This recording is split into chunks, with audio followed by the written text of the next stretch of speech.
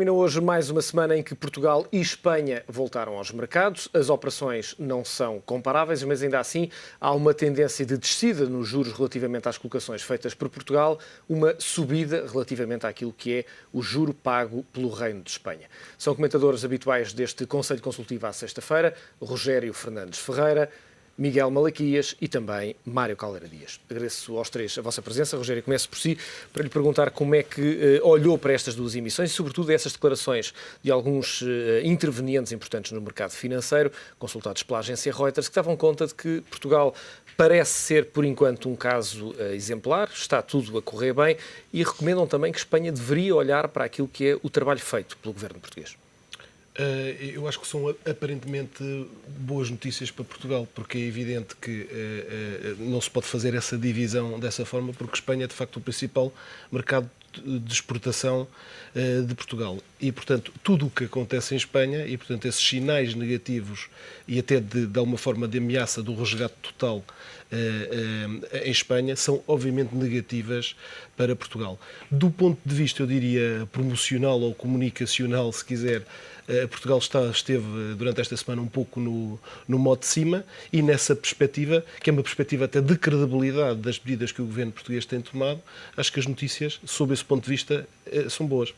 Miguel, quando olhamos para este enquadramento, obviamente há aqui uma variável muito importante que se chama variável externa, Europa, e essa, obviamente, nós não conseguimos controlar. Nós, Portugal, obviamente. Pois, infelizmente não conseguimos controlar, e Portugal é muito afetado pela conjuntura europeia, mundial, e, em particular, pela conjuntura espanhola. Espanha está a atravessar um momento muito complicado.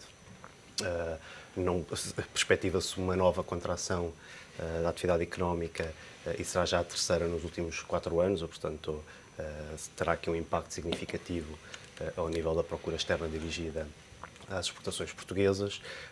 A nível de contas públicas, registrou um déficit muitíssimo elevado em 2011, não cumpriu os critérios que estavam estabelecidos para as metas deste ano, e, portanto, os mercados têm vindo a penalizar a Espanha por essa questão. E depois toda a estratégia que tem vindo a ser seguida pelo governo espanhol, com avanços e recuos, agora com o anúncio de um programa de austeridade, o maior programa de austeridade de que há memória na democracia espanhola. Tudo isso vai afetar o consumo interno, a procura interna espanhola, e também, uma vez mais, esta procura dirigida aos mercados externos nos quais nós estamos incluídos. Eu penso que a nossa estratégia tem sido uma estratégia de tentar recuperar a credibilidade financeira junto dos investidores e dos mercados internacionais. Desse ponto de vista, creio que tem sido feito um trabalho muito feliz, muito bem conseguido. A Espanha está, de facto, uns meses atrasada no que respeita a este ponto face a Portugal. Já está aqui um trabalho. Aliás, não deixa de ser curioso que este programa de austeridade espanhol é muito semelhante ao programa de assistência económica e financeira a Portugal, com um delay significativo. Portanto, teremos de aguardar.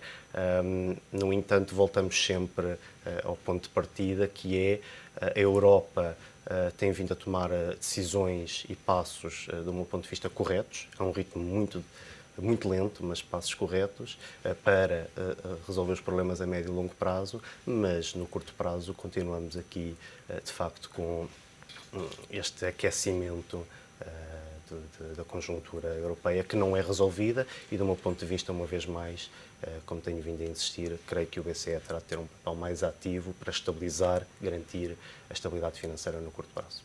Professor Mário Caldeira Dias, quando olhamos para esta situação, nunca é, obviamente, uma boa notícia quando o nosso principal parceiro económico está nesta situação, mas se olharmos mais em perspectiva, para além da espuma dos dias, este grande ajustamento que grandes economias europeias estão a sentir é estrutural, ou de facto há alguma possibilidade, de, através do BCE, de outras medidas, alterar esta que é uma tendência que vemos há muito tempo, que é um necessário ajustamento e forte das várias economias europeias, numa lógica de globalização que obviamente estão a competir com outras economias bem mais competitivas, nomeadamente ao nível dos custos de trabalho?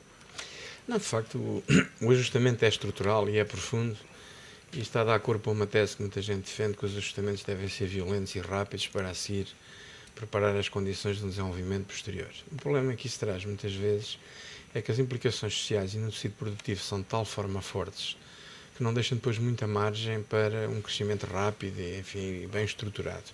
Inclusive a própria Espanha e, quer dizer, por um lado também a Europa, ao chegar normalmente atrasada, tem deixado também que o efeito de especulação continue a funcionar.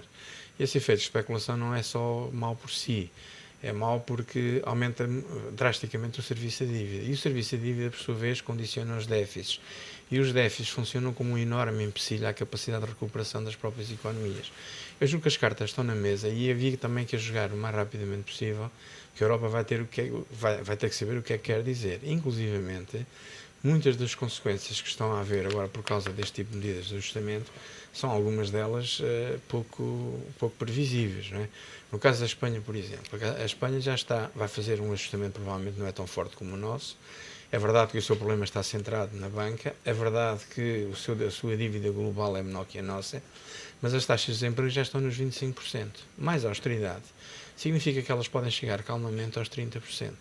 Mas 30% de taxa de desemprego média significa, já não descontando as pessoas que não são facilmente apanhadas pelo sistema estatístico, significa que 60% dos jovens vão ficar desempregados.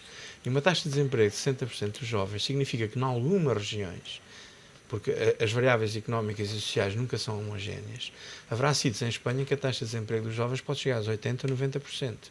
Eu não sei até que ponto uma estrutura social, e sobretudo uma estrutura social politicamente autonomizada, como é a da Espanha, vão aguentar muito tempo este tipo de efeitos. Não é? Portanto, são efeitos dramáticos. Não é? Provavelmente nós não os conseguimos avaliar em toda a dimensão porque reduzimos o desemprego a duas coisas importantes. Primeiro, o desemprego é sempre o mais importante, mas depois, na prática, funciona como uma variável de ajustamento. Primeiro é preciso resolver os problemas económicos, depois logo se vê, não é? Funciona como primeira variável e, portanto, os políticos não levam para a realidade a prioridade que dão ao desemprego ao nível do discurso. Portanto, isto é um drama que nos pode ser muito caro, porque eu não sei até que ponto as sociedades continuarão a ter capacidade para absorver esse tipo de choques, não é? E até basta dizer isso. A diferença entre a perspectiva individual e a perspectiva coletiva de grandes números é de tal forma diferente que podemos traduzi-la naquela frase que diz que para uma pessoa desempregada o desemprego é sempre 100%. Portanto, e isto julgo que traduz um pouco. Porque, obviamente, a sua amostra é muito mais próxima do que os dados estatísticos que acabam por ser bem mais abstratos. Rogério, esta semana tivemos a divulgação de um conjunto de números. O desemprego aumentou, a atividade económica caiu, as exportações mantêm-se, enfim, relativamente sólidas, mas com um crescimento menor. Há aqui um conjunto de indicadores do painel de bordo que indicam que, obviamente, aquilo que já se sabia, que a economia portuguesa está a entrar numa fase mais deprimida. E há também essa, eventualmente, mudança ou trade-off entre ter mais um tempo para cumprir este plano ou, eventualmente, mantermos este esforço, como dizia o professor, mais duro em menor tempo. Qual é que lhe parece que seria o caminho mais indicado? Eu posso dizer, talvez, qual é que há de ser o caminho mais provável. Eu diria, apesar de tudo, acho que os indicadores não são assim tão negativos. Aliás, há algumas notícias no sentido de que o crescimento económico este ano até está ligeiramente revisto em alta, ainda que para o ano esteja revisto em baixa, pelo menos é os dados que eu tenho em ligação. Agora, o que me parece o que será provável, há alguma abertura até nessa perspectiva, pelo menos de uma das partes da Troika, ou seja, do FMI, no sentido de poder haver aqui alguma dilação, digamos, alguma extensão do déficit previsto para este ano, designadamente. Seja como for, eu por acaso até estou aqui a fazer a associação com uma entrevista que li hoje de manhã no Sol do professor Cavaco Silva, com o qual nem sempre estou de acordo, mas de facto acho que nesse aspecto ele tem razão e chama de facto a atenção para o facto mais importante do que a percentagem do déficit é de facto pôr o acento tónico nas políticas estruturais, porque digamos o déficit é depois uma consequência das políticas que são adotadas. Portanto, o que acho provável, apesar de tudo, é que haja alguma margem, de facto, para criar aqui algum desafogo ao nível das metas do déficit que foram assumidas pelo governo português perante as instâncias comunitárias, nomeadamente. Miguel, com base nestas últimas análises, ressonâncias magnéticas e raios-x, que diagnóstico é que faz do paciente de economia portuguesa? Bem, eu penso que o Dr. Rogério Fernandes Ferreira referiu os pontos essenciais, de facto, a atividade económica este ano. A contração da atividade económica este ano será menor do que se esperaria. para o ano provavelmente teremos estagnação, do meu ponto de vista poderemos ter aqui uma pequena contração da atividade económica. O desemprego este ano, de facto, face até a revisões anteriores, avaliações trimestrais anteriores da Troika, será maior do que estava previsto. Portanto, temos aqui, no fundo, é a confirmação daquilo que temos vindo a falar durante os últimos meses. Há uma área que é a área do desemprego, em que está a correr claramente pior do que se esperaria. No resto, grosso modo, o programa está a ser cumprido, mesmo ao nível das contas públicas, em que muito dificilmente atingiremos o target de 4,5% do PIB para este ano. Há um controlo significativo do lado da despesa, não cumpriremos muito provavelmente por via da evolução das receitas fiscais e das contas da Segurança Social e, portanto, em face disto, em face do esforço coletivo que os portugueses estão a fazer, tendo em consideração esta realidade social que não é de todo despicienda, também o número de insolvências a que temos vindo a assistir, eu estou convencido que as entidades internacionais terão a sensibilidade e o bom senso de permitir aqui alguma flexibilização das metas para o déficit para este ano, tendo também em consideração a conjuntura internacional e que provavelmente Espanha já teve mais um ano para atingir a sua meta para o déficit, Grécia provavelmente tê-lo-á também, e, portanto, em face de tudo isto, o cenário mais provável, concordo em absoluto, será uma flexibilização das metas para o déficit deste ano. Miguel, colocava aqui uma questão que é, quando falamos do efeito de um ano, em termos práticos, o que é que esse efeito de alargar o prazo em um ano poderá ter na flexibilização das metas? Não é alargar o prazo, depois na prática refletir-se-á nisso que está a referir, mas eu penso que o mais importante é no fundo, flexibilizar a meta para este ano, que depois, obviamente, em consequência disso, estender-se-á o target dos 3%, que é a meta que todos queremos atingir, por mais um ano. O efeito prático, penso que se a proveniência dessa flexibilização a partir das entidades internacionais como forma de premiar o esforço que tem sido efetuado por todos nós portugueses. Penso que a nível de credibilidade, a credibilidade portuguesa não será afetada. Em termos práticos e em termos económico-financeiros, de facto existirá aqui um pequeno gap que terá de ser, que não estava previsto e que terá de ser financiado, portanto aumentar-nos-á ligeiramente o rácio da dívida pública, porque se tivermos tendo um target de 4,5% para este ano, e se o déficit for superior, esse diferencial não estava previsto e terá de ser naturalmente colmatado, mas hoje em dia, até com as taxas de juro das nossas colocações de bilhetes do Tesouro nos mercados, penso que poderá ser facilmente resolvido esse problema e, portanto, diria que não terá impactos negativos tão significativos. Tem um impacto, sim, muito positivo de impedir que recorramos a novas medidas de austeridade que penalizem ainda mais a atividade económica e os indicadores sociais. O Sr. Amarelo Caldeira diz, é possível já conseguirmos perceber o que é que se está a passar com o mercado de trabalho em Portugal e porque é que as previsões que apontavam para uma determinada taxa de desemprego acabaram por sair, perdão, uma expressão, furadas? Mas, como disse há pouco, quer dizer, mesmo ao nível económico, estas notícias, como disse, são boas, mas é sempre cedo para deitar foguetes ou para embandeirar em arco, como diz a sabedoria popular, porque assim que o crescimento começar a aumentar, e o que se procura, julgo, com isto é uma nova articulação entre duas coisas extremamente ligadas, que é o déficit e o crescimento económico. Não é? Estão muito ligadas e é preciso uma nova articulação, isso pode permitir isso. Mas é preciso ver quando isto crescer, para chegarmos já à questão da variável emprego, as exportações vão ressentir-se da falta de investimento que têm havido e as importações vão ficar rapidamente coladas ao aumento do consumo privado, do consumo público, inclusivamente do próprio processo de crescimento económico, porque normalmente as importações são um parâmetro do crescimento do produto. Depois, como disse, o mercado de emprego tem vindo a ser, que para já, a estatística que temos de desemprego, como tenho vindo a dizer, há duas formas de ver a questão da diminuição do desemprego, que é diferente. Uma é pelo crescimento do emprego, pelo crescimento do emprego superior à produtividade. A outra é exatamente pela passagem da população para a população inativa. A forma como os inquéritos são estruturados, embora sejam perfeitamente transparentes e claros, não há aqui nenhuma manipulação, são feitos de molde a que uma parte da população, à medida que se prolongam as dificuldades no mercado de trabalho, vai passando para inativa. De facto, há pelo menos duas categorias de inativos que têm crescido enormemente. São taxas entre os 30% e os 50%. São os disponíveis, são pessoas que na última semana anterior ao inquérito não procuraram nessa semana, e os desencorajados, que são as pessoas que desistiram porque acham que não têm condições de encontrar um emprego no mercado de trabalho. E essas pessoas, em conjunto, são cerca já de 40% do desemprego, por sua vez, é 600 e tal mil pessoas. Portanto, este facto é um facto significativo. Agora, e no mercado de trabalho isso vai continuar a acontecer, acompanhado, portanto, da quebra das próprias capacidades das políticas passivas. Na medida que o desemprego tem determinantes estruturais, aquilo que nós podemos perceber claramente, e não vale a pena também ser excessivamente otimista nesta matéria, é que, tirando o efeito de amortecimento que é provocado por esta inativação, todas as determinantes apontam no sentido de um crescimento sustentado do desemprego nos próximos tempos. Porquê? O consumo público não vai crescer muito, o consumo privado também não. As exportações vão crescer um pouco, é a procura externa, mas estão longe de resolver o problema. E se analisássemos todas as componentes da procura agregada, verificávamos que nenhuma delas vai ter um dinamismo de tal forma forte para que o crescimento do emprego venha do lado da sustentação da procura agregada. As reformas estruturais demoram um tempo a produzir efeito, não é?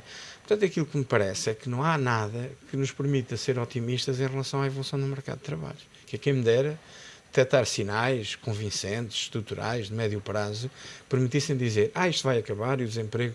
Como disse, o facto do emprego começar a crescer não significa que o desemprego comece a baixar, não é? Porque muitas desta gente agora que está desencorajada, assim que houver sinais de retoma, vão reaparecer no mercado de trabalho. E fazem, obviamente, é aquilo que se chama a flexibilidade conjuntural das taxas de atividade. E, portanto, eu, sinceramente, em relação ao nível de desemprego, não consigo, e quem me dera conseguir, ver nenhum sinal de otimismo forte relativamente ao futuro próximo. Quando digo futuro próximo, é daqui a 1 ano, 2 anos, quer dizer, não consigo ver isso. Rogério, esta semana foi anunciado pelo Governo uma alteração relativamente à possibilidade de utilizar algumas faturas em alguns serviços, nomeadamente restaurantes, cabeleireiros, mecânicos, entre outros. Parece-lhe que é uma atitude positiva para tentar controlar alguma economia paralela ou não tributada, como é o objetivo do Governo?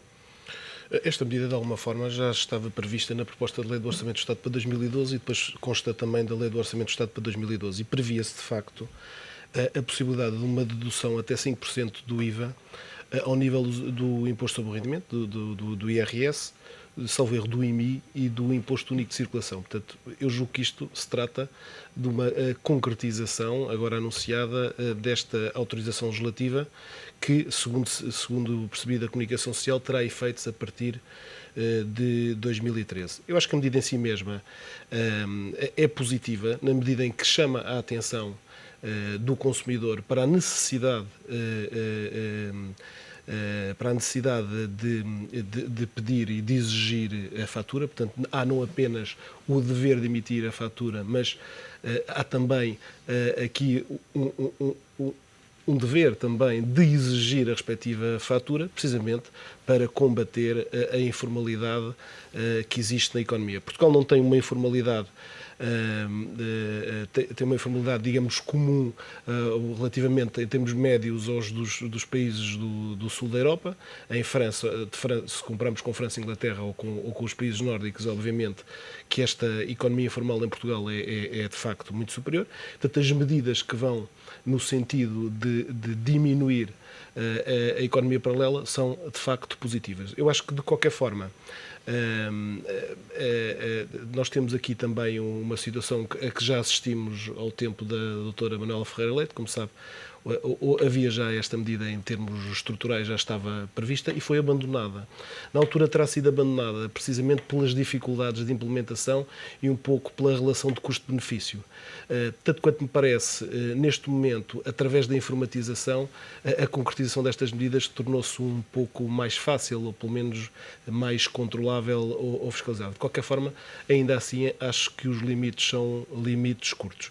Se me pergunta a minha opinião, não acho que seja a medida que vai resolver este problema. É um sinal que se dá, que é um sinal positivo. Eu preferia que se adotassem medidas mais de fundo, estruturais, e temos aqui exemplos noutros países que podiam ser utilizados e que não são exemplos deste género. Por exemplo, em França foi adotado há alguns anos um sistema que é conhecido pelo cheque CESU, foi adotado pelo Ministro Borrelot na altura, em que se passaram as obrigações acessórias e as obrigações declarativas para terceiros. Veja, por exemplo, em Portugal são tão difíceis, é tão difícil cumprir as obrigações acessórias e declarativas que as pessoas nem as conhecem, que passar esta obrigação para outras entidades como os bancos ou as companhias de seguros, portanto, desobrigar as pessoas de ter que apresentar declarações acessórias por causa da melhoria que têm em casa, facilitam de facto a vida às pessoas, trazem, aliás, esta medida francesa foi uma medida mais do que combate à economia informal, trazer para a Segurança Social precisamente uma série de imigrantes ilegais que estavam em França e que, portanto, teve depois esta vantagem de promover, de trazer para o sistema pessoas que, de facto, estavam de fora e também, nesse sentido, de integrar no sistema fiscal francês pessoas que se tinham mantido à parte, nomeadamente nos serviços ditos ao domicílio. Portanto, há aqui exemplos, se quiser, de direito comparado a de outros países que se podem ir buscar e que para mim seriam medidas de fundo muito mais interessantes e muito mais inovadoras do que esta. Agora, não deixe de dizer que, apesar de tudo, acho uma medida positiva e acho, aliás, que é uma medida que provavelmente terá mais êxito do que aquela que foi adotada aqui há alguns anos, porque está mais preparada do ponto de vista informático. Uma questão que me parece essencial quando olhamos para a evolução daquilo que é o fisco nos últimos anos, uns bons longos anos, houve uma grande alteração daquilo que é a forma como olhamos para o fisco. Hoje, de facto, os contribuintes sentem que têm mesmo que cumprir as suas obrigações. Há 10, 15 anos havia algum laxismo relativamente à questão fiscal. Hoje a máquina fiscal, nesta última década e meia, diria 2 décadas, conseguiu de facto inverter essa imagem que tinha relativamente ao contribuinte português. Se quer que diga, acho que é só a imagem, porque de facto a administração fiscal nos últimos 10, 15 anos sempre demonstrou uma enorme eficiência na cobrança dos impostos. Aliás, ao contrário do que se passa na Grécia, e o que aliás justifica que o nosso problema não seja igual ao da Grécia. Julgo que é esta a grande questão. Nós temos temos uma administração tributária que é de facto eficiente em comparação com outros países que não conseguem de facto atingir os resultados que atingiu a administração tributária portuguesa. O que nós assistimos foi, nos últimos anos, uma informatização de procedimentos e de processos com grandes vantagens do ponto de vista da eficiência na arrecadação dos impostos. E, portanto, isso de facto tornou de alguma forma mais visível, mais presente a administração tributária e é um bom sinal para incentivar o cumprimento deste dever fiscal de pagar impostos. Miguel, um comentário sobre esta questão. Bem, eu penso que a medida em si, o princípio é positivo, chamar os contribuintes a fiscalizar ou a ajudar na fiscalização da economia informal, da dita economia informal, e, portanto, desse ponto de vista, parece-me bastante positivo.